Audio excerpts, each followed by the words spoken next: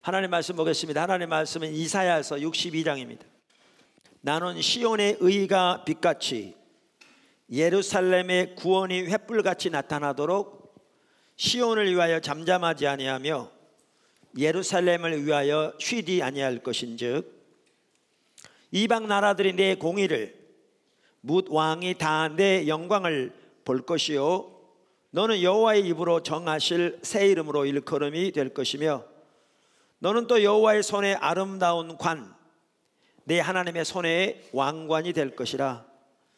다시는 너를 버림받은 자라 부르지 아니하며 다시는 내 땅을 황무지라 부르지 아니하고 오직 너를 헵시바라 하며 내 땅을 뷸라라 하리니 이는 여호와께서 너를 기뻐하실 것이며 내 땅이 결혼한 것처럼 될 것임이니라. 마치 청년이 처녀와 결혼함 같이 내 아들들이 너를 취하겠고 신랑이 신부를 기뻐함 같이 내 하나님이 너를 기뻐하시리라. 예루살렘이여 내가 너의 성벽 위에 파수꾼을 세우고 그들로 하여금 주야로 계속 잠잠하지 않게 하였느니라. 너희 여호와로 기억하시게 하는 자들아 너희는 쉬지 말며 또 여호와께서 예루살렘을 세워 세상에서 찬송을 받게 하시기까지 그로 쉬지 못하시게 하라. 아멘. 우리가 주일 낮 시간을 통해서 이사야 하반부에 나오는 신약의 교회에 주신 하나님의 유업을 지금 시리즈로 살펴보고 있습니다. 그러니까 이사야 하반부에는 신약의 교회에 약속하신 하나님의 유업이 여러 가지 나옵니다. 이사야 하반부 하면 40장부터 66장까지를 말하는데 그 중에 특별히 이사야서 54장부터 66장까지 보면 신약의 교회를 향한 하나님의 놀라운 유업이 나옵니다. 왜 이사야 54장인가 하면 이사야 하반부에 보면 세 종류의 종들이 나오는데 가장 먼저는 이스라엘이고 그 다음에 고난받는 하나님의 종으로 오실 메시아가 나오고 그 다음에 그 메시아 안에 속한 무리 새 언약의 백성이죠. 즉 신약의 교회인데 이사야서 54장부터는 종이 더 이상 단수로 나오지 않습니다. 복수로만 나옵니다. 그리고 그 종들은 이스라엘도 아니고 고난받는 하나님의 종도 아닙니다. 바로 이들이 누군가? 신약의 교회를 가리킵니다. 그래서 이사야서 54장에서 66장까지 보면 신약의 교회에게 약속하신 하나님의 놀라운 유업이 나옵니다. 우리가 이 부분을 살펴보는 이유는 하나님께서 바로 이 유업을 한국교회 가운데서 지금 회복시키고 계시다고 저는 개인적으로 믿고요. 그 일들을 지금 이 나라 가운데서 하나님이 추구하고 계시다고 확신하기 때문에 그렇습니다. 그 하나님의 유업들을 이렇게 보면 여러 가지가 있겠지만 그 중에 대표적인 몇 가지를 보면 한 7가지 정도를 볼 수 있습니다. 회복, 그 다음에 부흥, 열방, 놀라운 성령의 역사, 여기까지 살펴봤습니다. 그래서 그 나머지 3가지 유업은 간단히 설명드리면 이렇습니다. 하나님의 보호입니다. 그 이사야서 54장에 나오는데요. 신약의 교회가 철저하게 예수 그리스도의 터 위에 세워지면 거기에 놀라운 하나님의 보호가 함께 하실 것입니다. 2000년 교회 역사를 보아도 항상 그랬습니다. 하나님께서 신약의 교회에 주신 유업 중에 하나는 부의 회복입니다. 이건 이사야서 61장에 나옵니다. 이사야 하반부에 나오는 신약의 교회에 주신 유업을 우리가 살펴보는 또 하나 이유는 하나님이 실질적으로 포도나무 교회 가운데 이 일을 해오셨고 지금 행하고 계신다는 겁니다. 그래서 제가 책을 쓸 때는 2 종류로 쓰려고 합니다. 하나는 모든 성도들 목회자들이 볼 수 있도록 원칙적인 면을 제가 쓰려고 하고요. 2번째는 포도나무 교회의 지체들을 위해서 한 권을 쓰려고 합니다. 똑같은 내용을 그대로 담되 거기에다가 하나님께서 우리 가운데 실질적으로 해오신 일들을 추가하려고 합니다. 그래서 책을 2권을 쓰려고 합니다. 똑같은 내용인데. 그래서 부의 회복만 하더라도 지난 몇 년 전부터 하나님께서 이 부분을 더 집중적으로 부각시키고 계셔서 우리가 실업인 선교회가 세워지게 되었습니다. 우리가 부자 되기 위해서 예수 믿는 것은 기복신앙입니다. 그건 거짓신앙 체계입니다. 타락한 겁니다. 실제로 그 일이 이루어지지 않을 뿐만 아니라 잘못된 신앙입니다. 인간적인 수단과 방법을 통해서도 부자가 될 수 있습니다. 안 믿는 사람들이 부자가 되는 것처럼. 그러나 그렇게 하나님이 자기 목적을 위한 수단된 삶은 타락한 삶이고, 자기의 수단과 방법을 통해 설령 부자가 됐을지라도 그건 하나님과 상관없는 것입니다. 저는 그렇게 확신합니다. 근데 제가 말하는 건 뭐냐면, 교회가 철저하게 예수 그리스도의 터, 성경에 말한 그 의미 그대로, 즉 십자가의 복음에 세워질 때 신약의 교회에 주어지는 유업 중에 하나는 부의 회복입니다. 이게 2000년 세계사를 통해서 증명되었습니다. 하나님께서 이사야 하반부에 나오는 또 하나의 신약의 교회이신 유업 중에 하나가 새하늘과 새 땅입니다. 그러니까 이사야 하반부 전체 주제가 회복이라고 볼 수 있거든요. 말씀드린 대로. 어떻게 보면, 왜냐하면 이스라엘 백성들이 바벨론 포로로 잡혀가는 상황을 염두에 두고 그들이 회복될 것을 예언하면서 나머지를 예언하고 있거든요. 전체가 회복이라고 말할 수 있는데, 가장 최종적이고 가장 궁극적인 회복은 새하늘과 새 땅입니다. 그러니까 이사야 하반부에도 새하늘과 새 땅의 유업이 나와 있고요, 이사야 하반부가 새하늘과 새 땅에 대한 약속으로 끝납니다.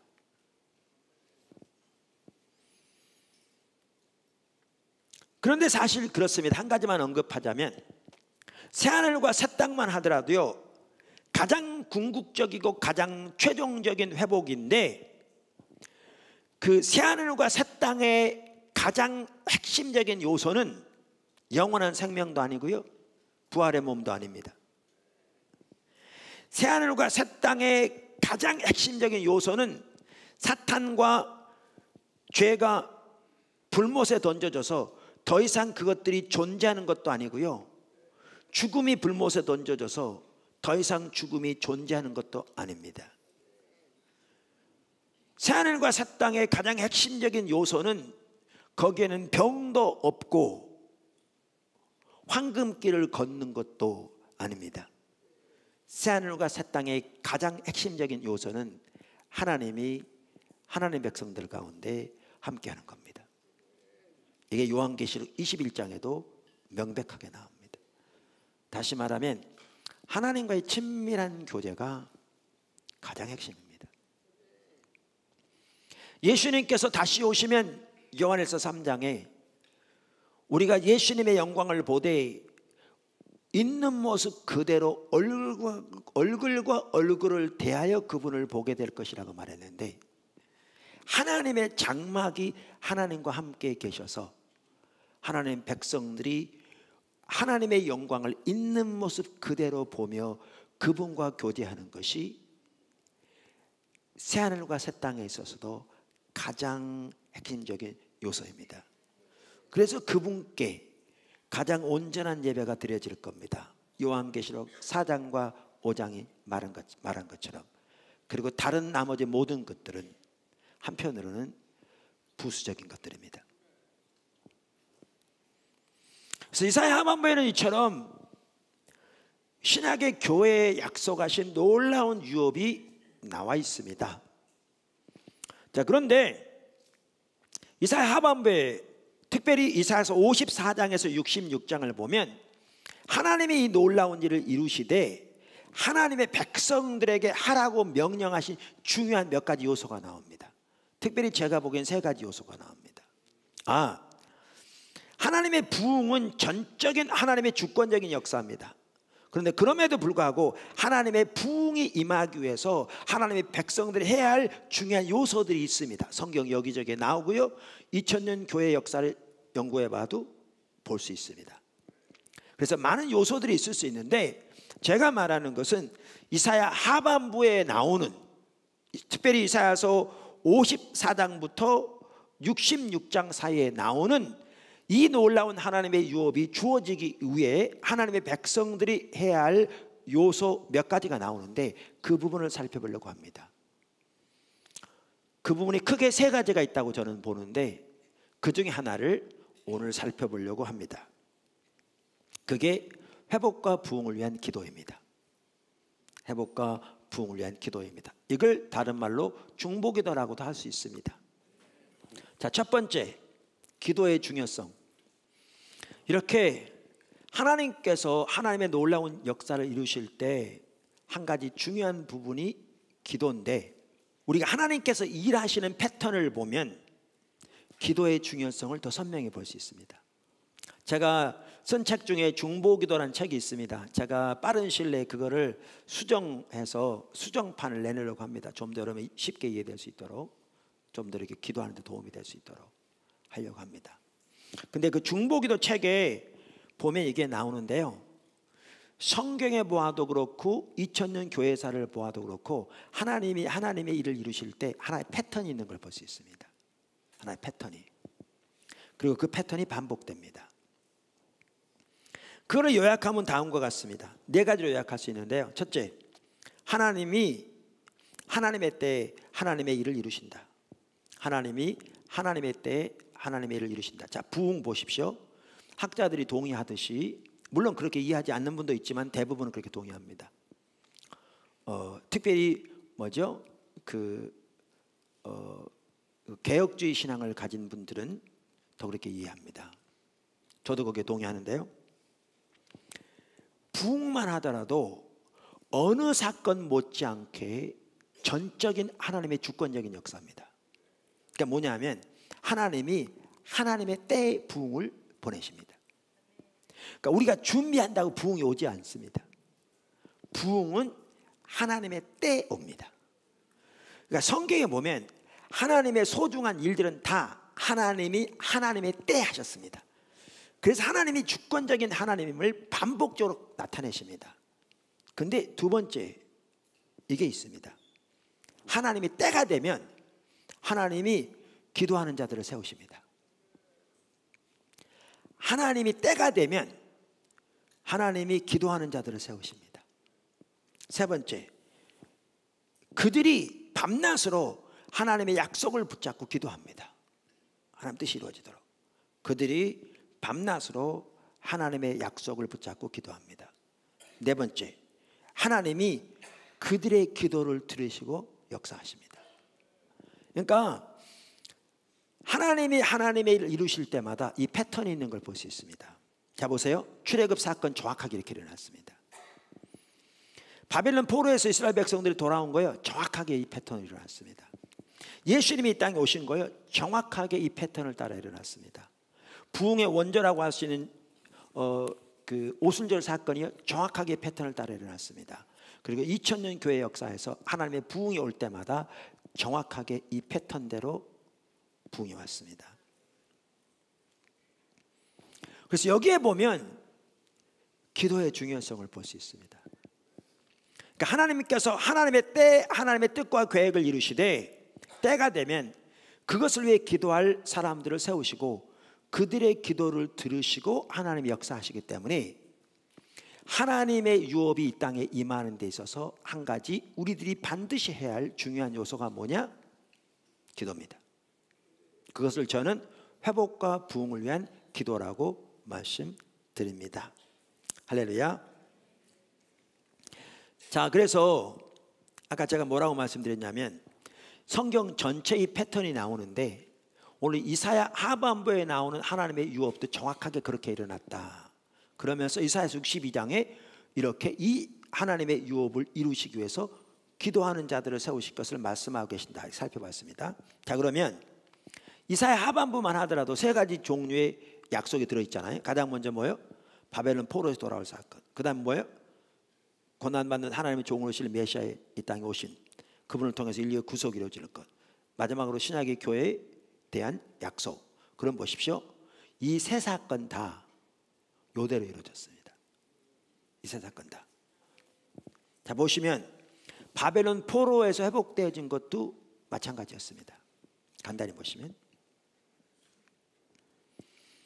우선 이스라엘 백성들이 바벨론 포로에 돌아온 것은요, 하나님 때에 이루어졌습니다. 어떻게 하느냐면 하나님께서 예레미야서에 이미 70년 만에 회복될 거라고 예언하셨습니다. 그러니까 하나님 때가 정해져 있었습니다. 70년 만에 회복될 거 성경에 써 있습니다. 그런데 이 70년 만에 회복하실 때가 되었을 때 하나님 어떤 일을 하셨느냐? 성경대로 기도하는 자를 세우셨습니다. 이 경우에는 누군가 여러 사람이 있겠지만 그 중에 대표적인 한 가지로 다니엘을 세우셨습니다. 어디에 나오는가? 다니엘서 9장에 나옵니다. 사실 다니엘서 9장은요, 앞으로 제가 기회 되면 이 부분을 주일날 살펴볼 거고 아니면 책에 나오지만 또 다시 정리할 텐데, 다니엘서 9장에 나오는 다니엘의 기도는 회복과 부흥을 위한 기도의 한 핵심적인 모델입니다. 어디에 나오는가? 다니엘서 9장에 나옵니다. 이렇게 말합니다. 메대 족속 아하수에로의 아들 다리오가 갈대아 나라 왕으로 세움을 받던 첫 해 곧 그 통치 원년에 나 다니엘이 책을 통해 여호와께서 말씀으로 선지자 예레미야에게 알려주신 그 연수를 깨달았나니 곧 예루살렘의 황폐함이 70년 만에 그치를 하신 것이니라. 내가 금식하며 베옷을 입고 죄를 덮어쓰고 주 하나님께 기도하며 간구하기를 결심하고 내 하나님 여호와께 기도하며 자복하여 이르기를 크시고 두려워할 주 하나님, 주를 사랑하고 주의 계명을 지키는 자를 위하여 언약을 지키시고 그에게 인자를 베푸시는 이시여. 그러면서 그의 기도가 나옵니다. 자, 여기에 보면 우선 그때 이미 예레미야서가 성경으로 받아들여지고 있는 걸 볼 수 있습니다. 여기 보면. 그리고 책자로 이렇게 이렇게 읽을 수 있었던 걸 볼 수 있습니다. 여기 보시면 여기 그러니까 예레미야서에 이미 70년 만에 회복될 거라고 써 있어요. 그러니까 하나님의 때 회복시키신다고요. 근데 그 일이 가까웠을 때 어떤 일을 하셨는가? 다니엘을 기도하는 자로 세우십니다. 이렇게 보시면, 여기 보시면요, 이 구절에 뭐라고 되어 있냐면 메대 족속 아하수에로의 아들 다리오가 갈대아 나라 왕으로 세움을 받던 첫 해라 이렇게 되어 있잖아요. 제가 주석들을 보니까 어느 주석에 이렇게 써 있더라고요. 다리오는 메대의 마지막 왕이며 고레스의 장인인 키악사레스 2세를 가리키며 그의 원년은 그가 메대 왕으로 즉위한 원년을 가리키는 것이 아니라 고레스에게 메대의 통치권을 위임한 뒤 바벨론 지역만의 섭정왕으로 재즉위한 해인 538년을 가리킨다 이렇게 말했더라고요. 근데 이게 왜 의미가 있냐면요, 이사야 하반부에 이미 하나님이 고레스 왕을 통해서 그 일을 하실 거라고 그랬거든요.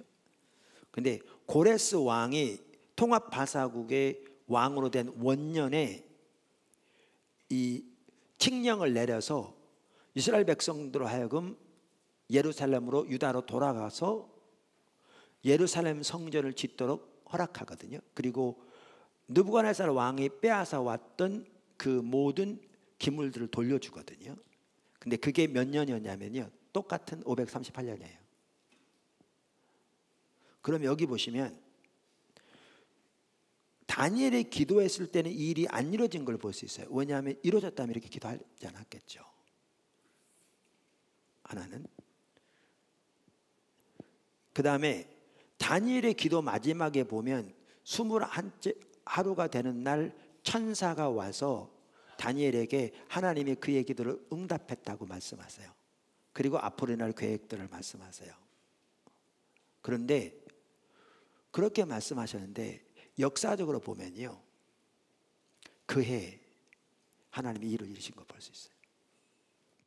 그러니까 마틴 로이드 존스 목사님 책에도 이렇게 나오거든요. 하나님이 일하시는 부분들을 말하면서 이런 일이 일어나면 반드시 부흥을 온다. 이게 빨리 올 수도 있고 천천히 올 수도 있지만 반드시 하나님 부흥을 온다. 자, 여기 보십시오. 아까 다니엘의 경우에는요, 그가 기도를 시작한 지 하나님이 21일 만에 응답하셨다는 응답이 왔고 실질적으로 그 사건이 일어난 것은 채 1년이 되지 않아서 일어나기 시작했습니다. 채 1년. 근데 예수님이 오신 이 사건은 아까 안나의 경우에는 선지자라고 써 있잖아요. 이따 설명드릴 텐데. 그런데 84세라고 했죠. 혹은 84년 동안 이렇게 돼 있는데 84세라고 그러더라도 그 당시에는 주로 14살 때 정혼했습니다. 그런데 남편과 7년을 살았으니까 21살 내지 22살의 과부가 된 겁니다. 근데 84세가 되도록 기도했습니다. 성전을 떠나지 않고 주야로 기도했다고 써 있어요. 이 말은 성전 밖에 안 나갔다 그 얘기 아니라 그만큼 성전에서 주님께 기도한 집중했다 그 얘기겠죠. 자, 그러면 60년 이상을 했습니다. 아까 다니엘의 경우에는요 그 해에 왔어요. 근데 이 경우에는 60년을 기도했어요. 성경에 보면 성경에 나온 사건만 하더라도 다양해요, 시간은. 그런데 하나님의 역사는 반드시 이루어집니다. 이게 중요합니다. 반드시 이루어집니다. 빨리 올 수도 있고 천천히 올 수도 있어요. 그러나 하나님의 역사는 반드시 이루어집니다. 두 번째, 회복과 부흥을 위한 기도의 성격 혹은 기도의 정의. 자, 이사야서 62장 6절 7절 다시 한번 보시죠. 예루살렘이여, 내가 너희 성벽 위에 파수꾼을 세우고 그들로 하여금 주야로 계속 잠잠하지 않게 하였느니라. 너희 여호와로 기억하시게 하는 자들아, 너희는 쉬지 말며 여호와께서 예루살렘을 세워 세상에서 찬송을 받게 하시기까지 그로 쉬지 못하시게 하라. 자, 여기 보면 하나씩 좀 살펴보겠습니다. 하나는 여기에 보면 이 기도하는 자들을 파수꾼이라고 부르고 있습니다. 여기 보면 파수꾼. 또 하나는 기도하는 자들을 하나님으로 하여금 기억하시게 하는 자들이라고 표현하고 있습니다. 여기 보면. 그렇죠. 셋째는 이들의 임무는 주야로 계속 잠잠하지 않는 것입니다. 그래서 하나님을 쉬지 못하게 한다, 이렇게 표현하고 있습니다. 네 번째는 이들은 하나님의 약속이 다 성취될 때까지 그 일을 감당하는 것입니다. 그러니까 여기 보면 여호와께서 예루살렘을 세워 세상에서 찬송을 받게 하시기까지, 이 말은 바로 1절부터 5절까지 나오는 하나님의 약속을 말합니다. 그 약속이 성취될 때까지 그 뜻이죠. 자, 그러면 이 부분을 간단히 설명하겠습니다. 그러면 이 기도의 성격이 뭔가를 좀 알 수 있습니다. 먼저 여기에 보면 하나님이 기도하는 자들을 세우신다고 그랬는데 이름을 뭐라고 하냐? 파수꾼이라고 그랬습니다. 여기 보면 그렇게 나오죠? 파수꾼.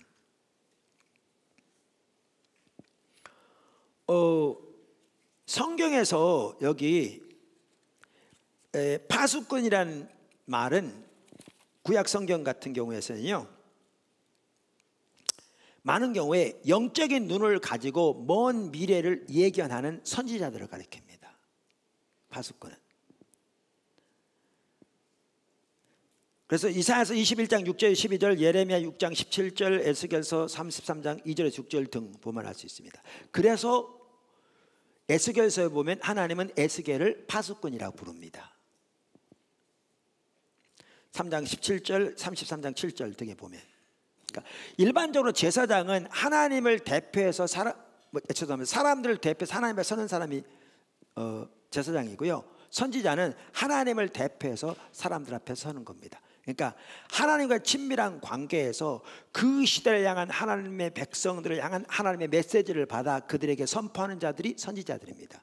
그리고 이 선포하는 메시지 중에는 앞으로 일어날 일에 대한 예측의 요소도 있었습니다. 그게 구약의 선지자들의 그 임무입니다. 그런데 그 선지자들을 파수꾼이라고 일반적으로 말하고 있는데, 여기에 보면 하나님이 파수꾼을 세우겠다고 그러는데 이 파수꾼은 일반적인 선지자가 아닙니다. 왜냐하면 그 내용을 보아도 알 수 있듯이 하나님으로부터 메시지를 받아 성도들에게 전하는 파수꾼이 아니에요. 뭐 하는 자들인가? 하나님 앞에 나아가 하나님께 밤낮으로 하나님의 약속을 상기시키는 자들이라고 써 있어요. 기도하는 자들입니다. 기도하는 자들이죠. 그럼 왜 기도하는 자들을 세우신다고 말하면서 파수꾼이라고 불렀냐면요, 이게 중요합니다. 이 회복과 부흥을 위한 기도가 선지자적 소명입니다.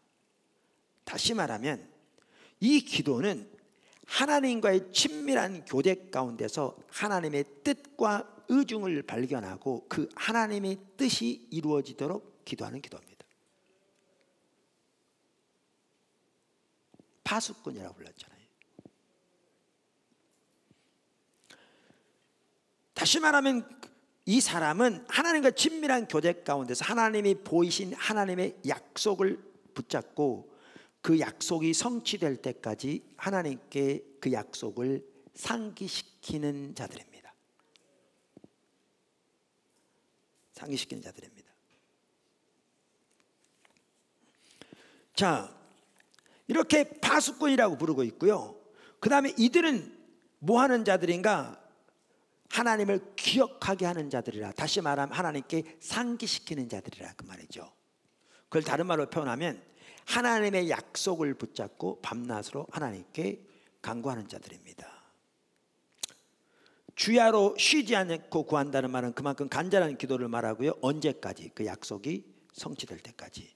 자, 이걸 볼 때 저는 회복과 부흥을 위한 기도를 이렇게 요약합니다. 혹은 이렇게 정의합니다. 회복과 부흥을 위한 기도는 하나님과의 친밀한 교제 가운데서 자신들의 처지나 하나님의 뜻 혹은 하나님의 약속을 발견하고 그 하나님의 뜻이 이루어질 때까지 하나님의 약속을 붙잡고 하나님께 간절히 구하는 기도이다. 자, 그러면 하나님께서 기도하는 자들을 세우시는 하나님의 목적을 어떻게 세우시는가? 제가 성경에 나오는 예들을 토대로 해서 4가지를 말씀드리겠습니다. 기도의 성격을 이해하는 데도 더 도움이 됩니다. 그래서 같이 살펴봅니다. 하나님께서 하나님의 뜻을 위해 기도하는 자들을 세우시는 방법. 그러니까 우리 모두를 세우시기 원합니다. 우리 모두가 여기 있기 원하시는 거죠. 하나님은. 할렐루야. 여러분 모두가 여기 있기를 축복합니다. 어떻게 세우시는가? 4가지를 말씀드리는데, 하나는, 첫째는 하나님 환경을 흔드십니다. 둘째는 하나님이 성경을 통해 성령으로 하나님의 약속을 깨닫게 하십니다. 셋째는 하나님께서 성령을 통해 하나님의 계획과 마음과 의중을 알리시고 또 약속을 주시기도 합니다. 넷째는 하나님께서 영적 분별력을 부으셔서 하나님의 관점에서 자신들의 처지를 보게 하십니다. 사실 다 중요한 얘기입니다. 다 적으셨죠? 네, 제 책에 있습니다. 첫째, 하나님께서 환경을 흔드신다. 여러분, 이거를 가장 잘 볼 수 있는 구절이 출애굽 사건입니다. 출애굽 사건. 여러분 이거 아시죠? 출애굽 사건도요, 하나님이 계획하신 때에 일어났습니다. 성경에 보면 아브라함 때부터 하나님께서 언제 출애굽 사건이 일어날 것을 말씀하셨습니다. 몇 년, 몇 월, 며칠은 말씀 안 하셨지만, 예를 들면 창세기 5장 13절에 보면 여호와께서 아브라함에게 이르시되 너는 반드시 알라 내 자손이 이방에서 객이 되어 그들을 섬기겠고 그들은 400년 동안 내 자손을 괴롭히리라. 그들이 섬기는 나라를 내가 징별할지며 그 후에 400년 후에 내 자손이 큰 재물을 이끌고 나오리라. 그러니까 아브라함 때부터 이스라엘 백성들이 애굽에 400년 동안 있을 것이고 종살이할 거라고 하는데 400년 동안 다 종살한 건 아닙니다. 우리가 알듯이. 그리고 400년 만에 나올 거라고 성경에 써 있어요. 다 하나님 때가 다 나와 있다고요. 할렐루야. 근데 하나님의 때가 되었을 때 하나님이 하신 일이 뭔 줄 아십니까? 환경을 흔드셨어요. 왜 환경을 흔든 줄 아십니까? 기도하라고. 기도하라고.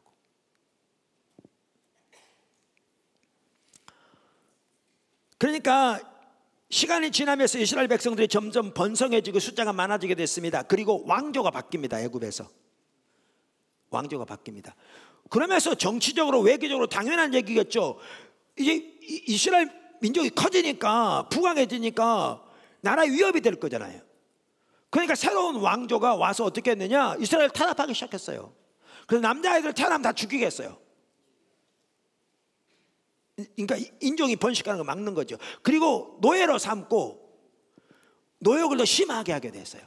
자, 이걸 보면 성경에 써 있어요. 그렇게 여호와께서 이르시되 내가 애굽에 있는 내 백성의 고통을 분명히 보고, 자 보십시오, 그들의 감독자로 말미암아 부르짖음을 듣고, 기도를 듣고 그 근심을 알고 내가 내려가서 그들을 애굽인의 손에서 건져내고 그들을 그 땅에서 인도하여 아름답고 광대한 땅, 젖과 꿀이 흐르는 땅, 그러면 쭉 말한 다음에 그리로 데려가려 하노라.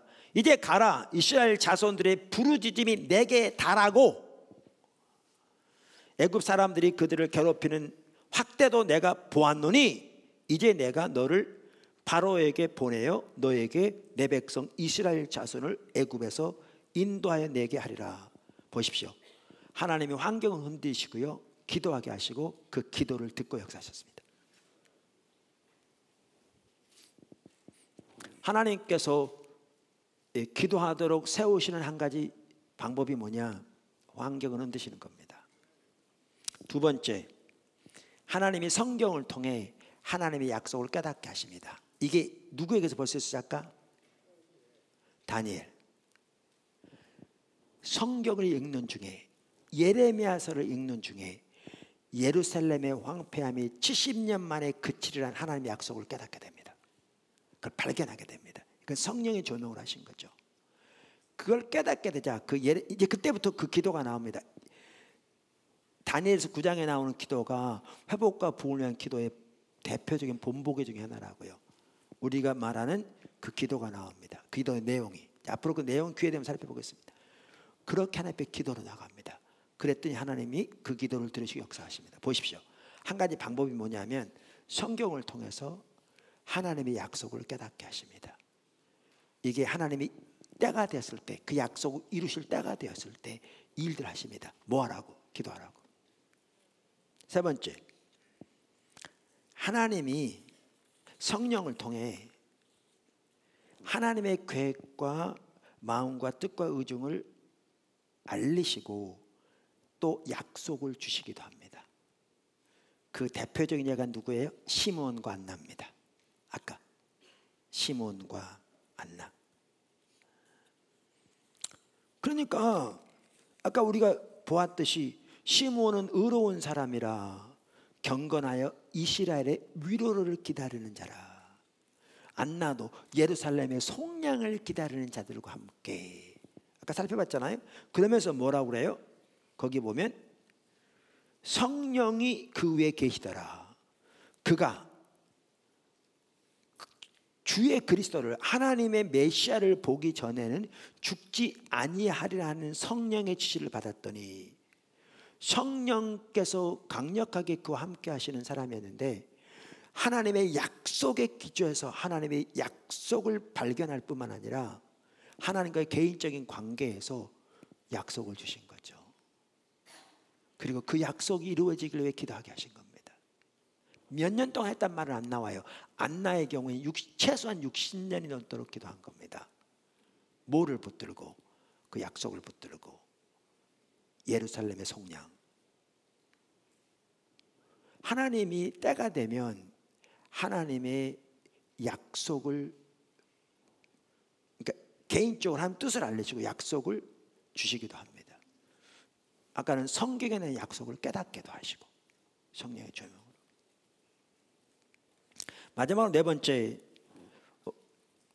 이 부분도 아주 중요한 부분입니다. 하나님께서 영적 분별력을 부으셔서 하나님의 관점에서 자신 혹은 자신들의 처지를 보게 하십니다. 이사야서 62장에 이렇게 기도하는 자들 세우신다고 나와 있잖아요. 그렇죠? 그러면 이사야서 63장, 64장에 보면요, 이 동일한 성격의 기도를 이사야가 드리는 게 나와요. 그러니까 이사야 63장, 64장에 보면 이사야의 기도가 나와요. 회복과 부흥을 위한 기도가 나와요. 이사야 63장과 4장에. 그러니까 회복과 부흥을 위한 기도에 성경에 나온 대표적인 그 내용이 나오는 대표적인 예들이 느헤미야 1장에 나온 느헤미야의 기도, 다니엘서 9장에 나온 다니엘의 기도, 이사야서 63장, 64장에 나오는 이사야의 기도에, 이건 기도의 내용이 나와요. 여기에 보면 기도의 내용이. 이런 기도들이 그 대표적인 기도예요. 예를 들면 사무엘이 기도했고요, 이렇게 다 기도 사람들이 기도했죠. 근데 문제는 기도의 내용이 나온 경우가 많지 않아요. 근데 여기 보시면 이런 대표적인 기도인데, 하나님의 사람들을 하나님이 세우실 때요, 기도하도록 한 가지 핵심이 뭐냐면 하나님의 관점에서 자신들의 처지를 보게 하셨어요. 이게 대표 느헤미야에 나와요. 느헤미야 1장에 보면 그의 기도가 나오는데 이렇게 말하죠. 하가라의 아들 느헤미야의 말이라, 아닥사스다 왕 제20년 기슬롤에 내가 수상궁에 있었는데 내 형제 가운데 하나니가 두어 사람과 함께 유다에서 내게 이르렀기로 내가 그 사로잡힘을 면하고 남아있는 유다와 예루살렘 사람들의 형편을 물은즉 그들이 내게 이르되 사로잡힘을 면하고 남아있는 자들이 그 지방 거기에서 큰 환난을 당하고 능력을 받으며 예루살렘 성을 허물어지고 성문들을 부탁하는지라 내가 이 말을 듣고 앉아서 수일 동안 슬퍼하며 하늘의 하나님 아버지 하나님 앞에 금식하며 기도하여 이르기를. 그러면 기도가 나와요. 하나님의 이름으로 일컫는 하나님의 백성이 폐허 가운데 있다는 사실을 인식하게 된 거죠. 여러분, 이게요 예루살렘 성의 중건의 출발점이었어요. 여기서부터 출발해요. 여기서부터. 큰 세 번째, 우리를 회복과 부흥의 기도로 인도하신 하나님. 제가 작은 면에 이르기까지 이사야 하반부에 나오는 신약의 교회를 향한 하나님의 유업과 포도나무 교신 하나님의 비전이 정확하게 일치한다고 그랬잖아요. 이 부분도 그래요. 1991년경에 하나님 얼굴을 구하는 사람 하나님께 돌이켜 주셨잖아요. 성경에 보면 하나님 그분 자신을 아는 것이 유일한 목표와 목적된 삶이 하나님 백성들의 삶이거든요. 모세가 그랬고 다윗이 그랬고 바울이 그랬고, 그게 우리 신앙의 핵심이에요. 그렇게 돌이켜 주셨는데, 그렇게 집중적으로 주님을 구하기 시작하니까 우리의 신앙의 총체로 옆으로 가 있는 게 보이더라고요. 예배만 하더라도 하나님과 만남, 아까 말한 대로 그렇게 주님을 예배하고 주님을 찾고 주님의 뜻을 알아 그 가운데 서기 위해 주님의 얼굴을 구하는 게 나온 게 예배인데, 성경에 보면 그런 개념 전혀 없이 그저 주일날 와서 종교적인 의식만 하고 돌아가면 그게 예배인 것처럼, 그리고 그거라도 해야 복 줄 것처럼 완전히 껍데기만 남은 거죠. 사역만 하더라도 성경에는 하나님이 앞서가시면, 하나님 뜻을 보이시면 하나님의 사람들이 하나님과 친밀한 교제 가운데 하나님 뜻을 발견하고 온 사람으로 믿음으로 하나님이 행하시면 동참하면 하나님이 하나님 능력과 하나님의 일을 이루시는 거죠. 출애굽 사건이 그랬고, 가나안 정복이 그랬고, 구약 신약 말할 것도 없고, 예수님 더 말할 것도 없고, 바울도 마찬가지고 다 그렇겠죠. 그런데 오늘날은 우리가 하나님을 위해서 우리가 계획을 세우고 우리가 목표를 세워서 하고 우리가 그걸 위해서 열심히 기도하면 될 줄 알고, 그 다음에 우리가 계획 세운 거니까 우리의 수단과 우리의 방법으로 일을 이루려고 하는, 너무나 심각하게 타락했죠. 신앙에 대한 이해만 해도 그렇죠. 우리 신앙의 가장 핵심은 하나님과 친밀한 교제인데, 그런 개념조차 없이 몇 가지 종교적인 의식만 하면 그게 신앙인 것처럼, 그거 잘하면 집사되고 권사되고 장로되고, 그리고 그거 하는 목적이 세상에 자기 잘되기 위한 것이고, 그러니까 기도만 하더라도 자기 목적에는 관심도 없는, 너무너무 타락한, 그걸 신앙이라고 하는, 그리고 그거 잘하면 직분은 맡은. 그러니까 교회에서 집사님, 장로님, 권사님 되고 예수님인지 30년, 40년, 50년 돼도 새벽기도는 안 빠질지 몰라도 살아가는 사람의 목표와 방식과 이해와 가치는 안 믿는 사람과 조금도 다를 바가 없는, 완전히 앞으로 가버린 거죠. 완전히. 그게 보이더라고요. 그래서 교회에서 이렇게 2년째 되는 해 자체적으로 부흥회를 했어요. 근데 그리고 얼마 안 돼서 제가 미국에 세미나를 다녀온 뒤로 아까 말한 이사야서 62장 6절과 7절을 토대로 하나님이 기도하게 하셨어요. 우리 현실이 보이잖아요. 그러니까 하나님 앞에 나가 기도하는 거죠. 그 내용들, 하나님 우리가 이렇게 타락해 있습니다. 하나님 우리를 돌이켜 주세요. 우리가 하나님 얼굴을 구한 사람을 돌이키게 해주세요. 하나님 목적된 사람을 돌이키게 해주세요. 그리고 하나님 이 나라의 부흥을 비껴가지 말게 해주세요. 산간 도서벽지리까지 하나님의 부흥을 보내주세요. 그러면 저렇게 기도할 때마다 하면 하나님 마음이 부어지고 너무나 좋더라고요. 저는 개인적으로. 근데 성도들이 처음에 왔는데 안 오더라고요. 왜냐하면 내 코가 석자인데, 내 문제가 산적한데 하나님 부흥이 어떻고 나라 민족이 어떻고 우리의 죄가 어떻고 교회의 상태가 어떻고 그러니까 너무나 거리가 멀다는 거죠. 그러니까 하나님이 교회 가운데 그 기도를 세우기 원하시는데 안 받아들이더라고요. 수평선을 걷더라고요. 그러는 어느 날 하나님이 제가 새벽 기도하는데 너 됐어. 새로 시작해. 그런 마음 주어가지고요. 그래서 그 교회 그대로 사임하고 새롭게 하나님의 인도를 따라 교회를 분당해서 개척하게 된 게 포도나무 교회입니다. 지금부터 22년 전쯤에. 포도나무 교회 왜 생기게 되느냐? 이 기도 때문에 생기게 됐습니다. 그리고 교회가 생겨진 지 얼마 안 되지 않아서 기도하게 하셨고요. 이 기도를 통해서 새물교 선교회가 세워지게 됐습니다. 시간이 다 돼서 제가 자세한 내용 말 안 하겠습니다. 그리고 이 기도 때문에 하나님이 넓은 장소를 찾으라고 하셔서 그런 과정을 통해서 여기 오게 됐습니다. 분당에서. 그 당시 여기 오는 건 불가능했어요. 우리 입장에서 보면. 그리고 이 장소를 주시면서 여러분이 매일 들어서는 저 문 위에 서 있는 세 가지 기도 제목을 제가 기도원에 가서 기도하는데 하나님 주셨습니다. 이곳이 아버지여 이곳이 영광이 하나님의 영광으로 임하시는 거룩한 처소가 되게 하소서. 장소가 되게 하소서. 부흥. 이곳이 지속적으로 하나님과의 만남의 장소가 되게 하소서. 기도. 이 기도가 하나님과 만남의 핵심이거든요. 그리고 이것이 열방으로 나갈 일꾼을 양육하는 곳이 되게 하소서. 저거요. 우리가 일반적으로 목사가 목회하면서 목회 비전이 있고 목회 어떤 그 가치관이 있고 목회 의식이 있어서 그래서 자기가 추구하는 바를 정해가지고 그거 아닙니다. 제 머리 나온 게 아니고요. 이 장소를 주시면서 제가 기도 중에 전혀 생각하지 않은 가운데 주셨던 기도 제목입니다. 근데 이 사실 아세요? 저대로 이루어가고 계십니다. 뭐 얘기하려고 그러냐? 포도나무 교회가 생기게 된 게 기도 때문에 생겨졌습니다.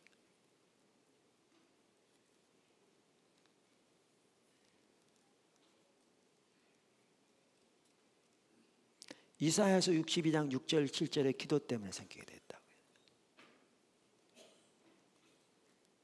그래서 우리가 이사야 62 기도라고 하자고 그렇게 말을 명명을 했죠. 새롭게.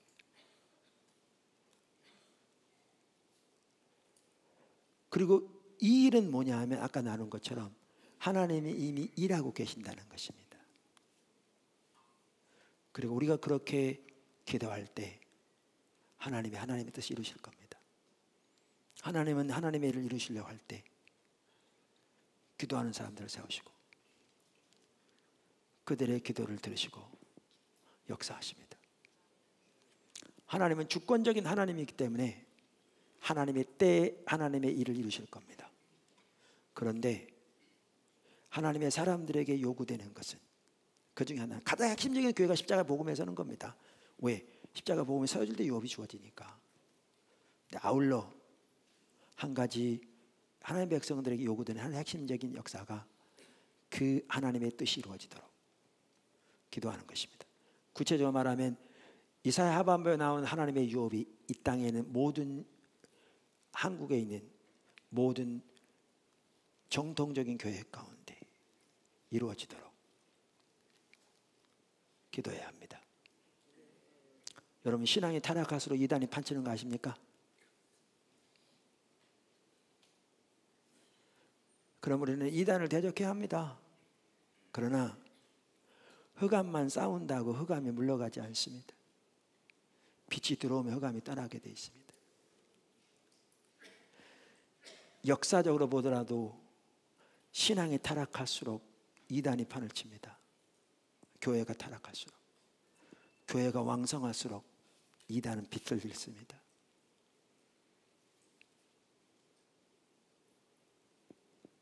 사교 집단은 빛을 잃었습니다.